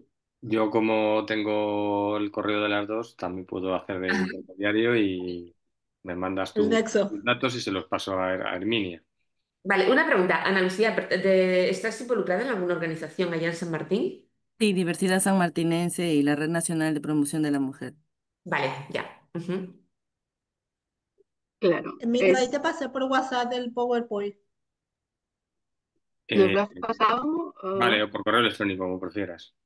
Ujú. Ah, No, te pasé ya. vale, Vale. listo. Bueno, yo creo que quienes estamos, si decías, Ana Lucía, que te está explotando la cabeza o algo así, has dicho, ¿no? En esta terminología que ustedes emplean, porque realmente estás contrastando, ¿no? Y este espacio te está permitiendo repensar y entender de otro modo y desde otro punto de vista las señales, con lo cual yo creo que es importante, ¿no? Que justamente de lo que se trata, porque necesitamos compromiso, necesitamos mucho conocimiento y trabajar siempre en red, ¿no? Creo que aunque realidades diversas, pero al final o contextualizadas en cada lugar, pero tanto Luna Nueva como aquí Herminia, pues nos están, a ver, eh, indicando, ¿no? Qué cuestiones te planteas. Profesional de la psicología, Raquel también es psicóloga, yo también comparto psicología y trabajo social, con lo cual, bueno, mucho trabajo todavía por hacer, pero hay que seguir, ¿no? Y poniéndonos las pilas, como decía Herminia, y interpelando a la sociedad y a todos los actores participantes, porque es verdad que yo creo que el compromiso de la sociedad civil a través de entidades organizadas son quienes van en la alzadera, son quienes van cuestionando, ¿no? Vuestra experiencia lo está remitiendo tanto Herminia como Raquel. Y en este tema, que además no se habla, aquí te contaré que en la región donde yo estoy, en Castilla-La Mancha, se va a hacer ahora por primera vez la Mesa Regional de Trata Sexual, que hasta ahora, y mirad que Castilla-La Mancha es una de las regiones de España que más está atravesada por prostíbulos, por clubs, por lo que queramos, ¿no? Pero bueno, también convivimos con ello y interpelamos a veces poco al contexto y el ojo ya se acomoda y la conciencia pues como que se acalla y no generamos respuesta así de interpelación o de confrontación. Así es que no sé si alguna política local exitosa aprobada, nos pregunta Carmen de la Vega. Carmen, no sé de dónde estás hablándonos y si queréis Hola, contestar sí, algo. desde Perú también, y sí, muy atenta a las presentaciones, me han parecido súper buenas, y se destaca justamente no solamente trabajar con la ciudadanía para revertir estas condiciones de vulnerabilidad, sino también el exigir políticas públicas. Y yo quería preguntar si, aparte de las políticas nacionales y todo eso a nivel ministerios, si alguna política local, algo que en las experiencias de ambas haya sido, digamos, importante, que pueda ser una experiencia que se pueda replicar en otros espacios, en otros ámbitos. Ujú. Sí, desde Luna Nueva hemos apoyado al Ministerio de Relaciones Exteriores a actualizar el Plan Nacional, pero feneció en el 24, en el 2024, el año pasado feneció. Y feneció sin implementarse, imagínense. Entonces ahora que tenemos esta nueva Secretaría de Trata de Personas, en otros proyectos que nos presentamos junto con IETI, hemos puesto apoyar a fortalecer esta Secretaría en actualizar este plan y ajustar también ciertas cosas con la política, porque la política se hizo antes de tener la ley, antes de tener, hay muchas cosas que están un poco fuera de lugar en esa política. Entonces, actualizar un poco esa política, actualizar el plan eh, y ver cómo instalar ese programa nacional que dice la ley y ver de dónde quitar ese fondo que también dice la ley. Mm. Si querés, en algún momento, Carmen, con el correo que pase Emilio, puedo pasarte alguno de estos documentos como para que les sirva pues, ir comparando con lo que hay en Perú. Mm. En Sí, el caso del muchísimas Perú, gracias. Carmen, Sí, tú lo conoces de acuerdo. perfectamente. También sabes la multiplicidad de políticas y de instrumentos de gestión, además, a nivel del Estado que existen más allá de la política nacional frente a la trata, hay de género, hay niños, niñas y adolescentes, va a salir también una de trabajo infantil, hay un sinfín y que además van incorporando sistemas de monitoreo y evaluación que hace que se vayan mejorando además con el tiempo porque no son perfectas. El problema no está tanto en la política como tal, sino en la implementación por un tema presupuestal. De hecho, ya son varios los requerimientos, además que venimos haciendo como CHS y otras organizaciones también, en la necesidad de contar con un programa presupuestal orientado a resultados, además, que permite implementar cada una de estas políticas y cada uno de los servicios que están incorporados dentro de esas políticas y que tienen que ser implementados por diferentes sectores del Estado. Pero yo voy a plantearme en el nivel regional y en el nivel local. Algo que, por ejemplo, que nosotros sí que hemos visto que sí que ha funcionado. Tú conoces perfectamente lo que es la inversión pública en el Perú, los PIPs. Y nosotros que hemos trabajado, esto es una oportunidad que tienen los gobiernos, principalmente locales y regionales, para originar y gestionar fondos, además, para la implementación de proyectos públicos en sus jurisdicciones. Nosotros ya llevamos años trabajando de la mano con diferentes gobiernos regionales y locales, ya son alrededor como de 5 o 6 los que han sido finalmente aprobados por el Ministerio de Economía y Finanzas, el MEF, con la transferencia además de, de presupuesto y algunos ya han sido implementados y otros que están siendo implementados y tienen que ver con, por ejemplo, la generación de espacios para la atención a víctimas, tienen que ver con acciones de prevención, tienen que ver con fortalecimiento de capacidades y son implementados desde el Estado y los gobiernos locales, que muchas veces no destinan tampoco o no cuentan con los recursos adecuados. Entonces, para mí eso es un modelo público que tiene que ser fortalecido y mejorado y que tiene que ser escalable también. Y otra iniciativa, que no es política pública tampoco, pero que debería y se ha convertido en un modelo de referencia también, que estamos trabajando de la mano con ECPAT Internacional. Justo la presentábamos el otro día en una reunión de ECPAT que tuvimos acá a nivel de Latinoamérica en Lima. Y es el modelo de alerta operacional dirigido al sector bancario y financiero, ¿no? Para perseguir y para conocer también las dinámicas de explotación sexual vinculada a temas de lavado de activos. Y se ha trabajado con la Superintendencia Nacional del Sistema Financiero se ha trabajado con el Scotiabank, se han incorporado otras, además, entidades bancarias públicas y privadas, que tiene que ver con toda la cadena, además de ingresos, de sacadas, de comparar además pautas que se vienen dando en base a la casuística, ¿no? Que permite identificar tanto las personas vinculadas a gestionar estos ingresos, que estábamos hablando que son economías ilegales, además 1.300 millones, estos perfiles, quiénes son y poder además iniciar una buena investigación y una buena sanción a estos perpetradores, pero también cuáles son esas dinámicas de explotación y cómo se maneja todo el sistema de economía ilegal, ¿no? Y de lavado de activos en el Perú de la mano con la UIF, que es la Unidad de Investigación Fiscal, que se ha involucrado. Entonces, ahora se está en ese proceso y yo creo que esto sería un excelente también en el futuro, una política pública implementada desde el Estado, con articulación entre el sector privado y el sector público. Sí, muchas gracias. Pues mirad, yo creo que estaba aquí conversando y la verdad es que es tan interesante y aquí estaríamos hablando mucho tiempo, pero nos hemos excedido un poco del tiempo por el interés y ya, bueno, pues Raquel Fernández también se tiene que marchar. Ha sido yo creo que un cierre importante a vuestro curso. Aquí Ana Lucía se queda con mis reflexiones. Marta también os dice, lamentablemente no puedo quedarme al cierre. Gracias a todas compañeras, un trabajo súper necesario y enhorabuena por los éxitos y los avances logrados. Con lo cual, bueno, pues también esta interacción y este establecimiento en red, enhorabuena a Yeti, muchas gracias colegas de CHS Alternativo, de Luna Nueva, Herminia, Raquel, personalizando, Emilio, que está aquí al frente de Ayeti y sus colegas. Mil gracias y bueno, este es un trabajo de sumas, es un trabajo de largo recorrido, pero siempre que hay compromiso, que además si es político y tiene presupuesto, necesariamente tiene que ir caminando de la mano, pues seguimos emplazadas, comprometidas y a seguir trabajando. Un placer y que os vaya muy bien. Chao. Gracias, chao, chao. Gracias a todas Muchísimas por gracias vuestra a todas. participación. Ujú. En la semana Muchísimas que viene pondremos en la plataforma del curso la grabación de la sesión, si no ha habido ningún problema técnico, y compartiremos las presentaciones de Raquel y de Herminia. Gracias. Bien, chao, Muchísimas que os vaya muy gracias. bien. Chao, y Igualmente, Herminia, gracias. estaremos en Gracias. contacto. Mira, Carmen va en su